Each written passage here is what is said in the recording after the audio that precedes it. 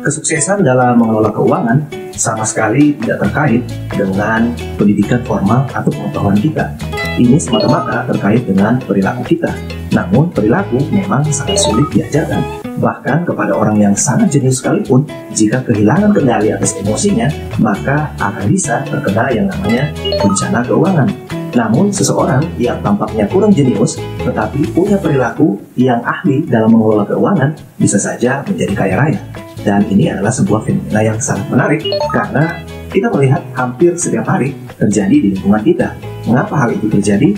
Nanti saya akan bahas di sini karena saya akan sharing kepada teman-teman semua hal yang baru saja saya pelajari dari satu buku yang sangat keren menurut saya, dan saya rekomendasikan untuk teman-teman membacanya karena akan membuka cakrawala berpikir kita tentang bagaimana kita mengelola apa yang namanya finansial. Buku itu berjudul Psychology of Money. Simak terus ya kawan-kawan.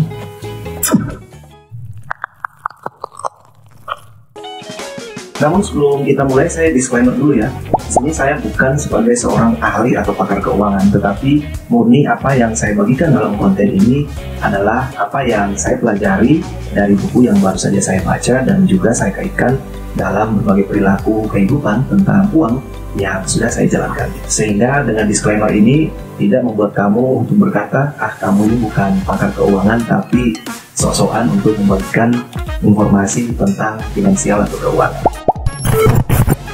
Sudah lama kita diedukasikan atau diajarkan bahwa hal-hal terkait uang, investasi, keuangan pribadi, dan bahkan keputusan-keputusan bisnis adalah sebuah bidang yang diajarkan itu berbasis pada matematika. Artinya akan selalu berkaitan erat dengan yang namanya data dan angka, di mana kita akan diberitahukan lewat edukasi itu apa yang harus kita lakukan. Namun nyatanya di kehidupan nyata, orang membuat keputusan tentang keuangan mereka tidak seperti membuat keputusan seperti kita menulis rumus tersebut di atas kertas. Orang mengambil keputusan tentang keuangan mereka justru di kamar mandi, di meja makan, bahkan di tempat-tempat yang tidak kita sangka-sangka. Nah, di dalam buku Psychology of Money yang ditulis oleh Morgan Housel ini, kita diajarkan untuk memiliki edukasi tentang semua hal terkait keuangan, investasi, dan lain-lain itu tidak seperti data dan rumus-rumus.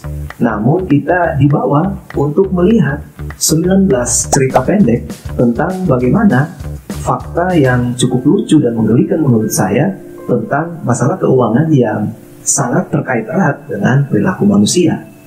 Ini yang membuat buku ini sedikit berbeda dengan buku-buku lain yang membahas tentang keuangan. Morgan Housel coba mengeksplorasi cara berpikir kita dari kejadian-kejadian yang terjadi, yang pernah ia amati dan tercatat dalam sejarah dunia. Saya tidak akan membahas semua hal yang ada di dalam buku ini, karena menurut saya itu tidak fair. Teman-teman harus berupaya untuk membaca atau mencari tahu sendiri tentang isi dari buku ini. Di awal buku ini diceritakan tentang masalah keuletan dari seseorang, artinya ini memang terkait dengan kepribadian kita. Jadi di awal buku ini ada cerita tentang kisah hidup dari Ronald Read dan juga Gus One. Kedua orang ini tentu jarang kita dengar, terutama nama Ronald Read, karena rupanya Ronald Read ini hanyalah seorang cleaning service atau office boy yang ada di sebuah konvensi di Amerika Serikat. Nah, kenapa namanya dibahas dalam buku ini? Rupa-rupanya Ronald Read ini adalah orang yang dianggap remeh karena punya pekerjaan yang sangat office boy itu kita tahu bahwa itu adalah pekerjaan yang tentunya akan menghasilkan gaji yang tidak terlalu besar. Sementara Gus One adalah seorang kaya investor yang cukup terkenal di Amerika ketika tahun 2000-an. Namun, sejarah mencatat Ronald Read ketika meninggal justru punya tabungan itu sekitar 8 juta US dollar guys. Artinya sekitar 1,5 M kalau kita rupiahkan saat ini. Nah, pertanyaannya kok bisa seorang cleaning service punya tabungan sebesar itu?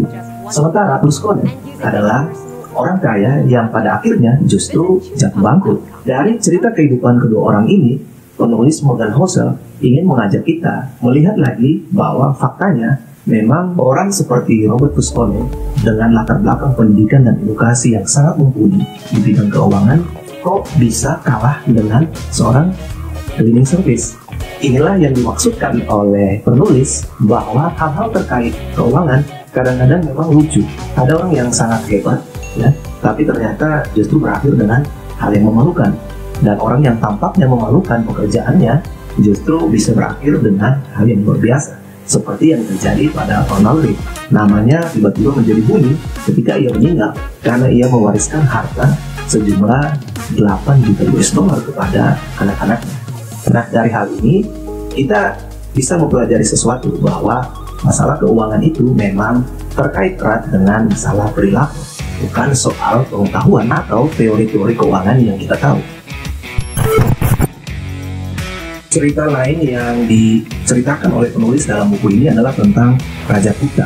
Siapa Raja Gupta ini? Jadi rupanya Raja Gupta ini pernah tercatat sebagai salah satu investor terkaya di dunia di tahun 2000-an juga. Nah, Raja Gupta ini bukan orang yang terlahir sudah kaya atau orang yang terlahir dengan warisan kekayaan dari orang tuanya. Raja Gupta adalah gambaran seperti kita, orang-orang biasa yang terlahir mungkin miskin atau memang tidak punya apa-apa.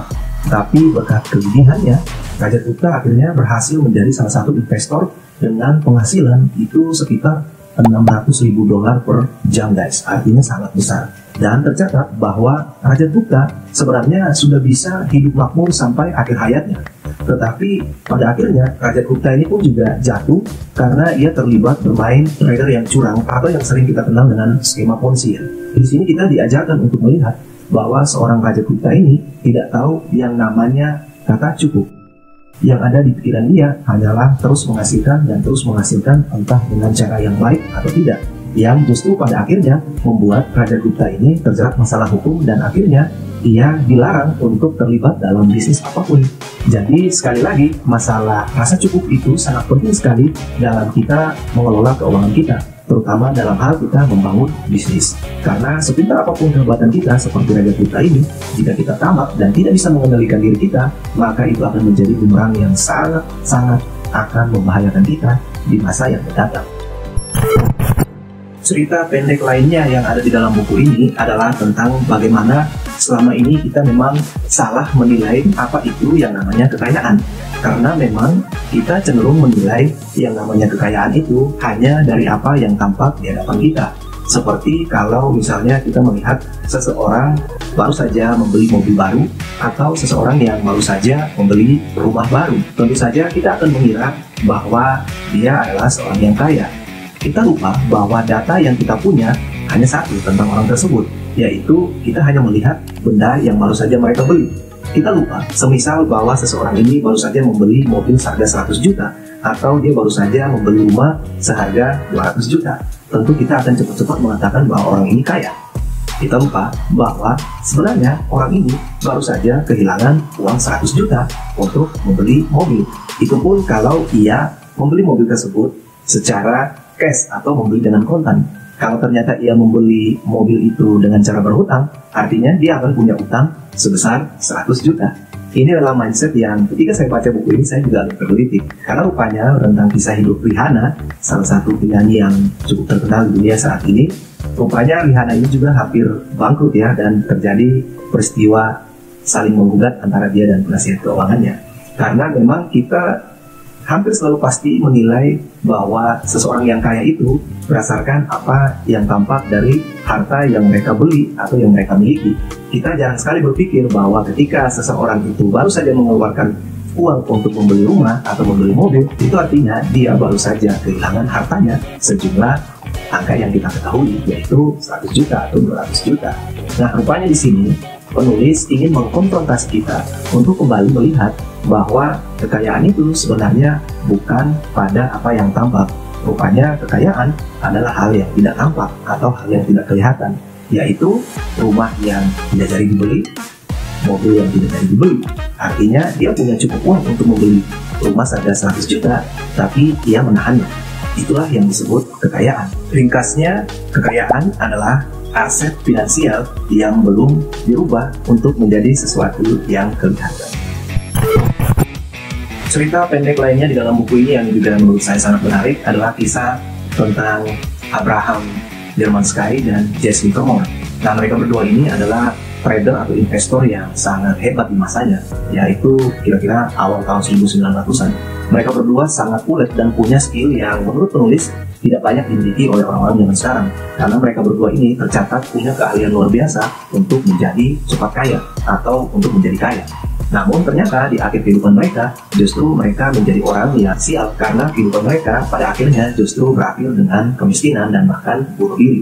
Nah, dari cerita kedua orang ini, penulis kembali ingin membuka cakrawala berpikir kita bahwa menjadi kaya atau kemampuan untuk menjadi kaya dan kemampuan untuk tetap kaya adalah dua hal yang sangat berbeda, dan kedua hal itu memang terkait erat dengan bagaimana perilaku kita terhadap kekayaan yang kita miliki atau kemampuan kita berperilaku terhadap uang kita. Jadi kendali harus kita pegang. Dan ada juga kisah lain tentang Warren Buffett dan Charlie Munger. Kita tentu sudah tidak kaget lagi ya mendengar kedua nama orang ini, karena memang mereka saat ini tercatat sebagai orang-orang terkaya yang ada di dunia. Namun 40 tahun yang lalu, duo ini punya satu teman yang bernama Rick Warren. Mereka bertiga 40 tahun yang lalu juga menjadi orang yang jago untuk menjadi kaya. Namun yang membedakan Warren Buffett dan Munger dengan Rick Warren ini adalah orang yang mampu mempertahankan kekayaan mereka, sementara Rick Warren adalah orang yang terburu-buru ingin kaya. Dan inilah yang membedakan mereka sehingga Rick Warren akhirnya tidak kita ketahui lagi saat ini. Lalu ada cerita lain juga tentang bagaimana cara berinvestasi yang baik yang bisa kita pelajari dari kehidupan Warren Buffett dan Munger ini. Kalau dilihat dari skillnya, si Munger ini rupanya lebih jago dibanding Warren Buffett. Namun rupanya satu hal yang tidak kita ketahui bahwa masalah waktu itu memang sangat penting.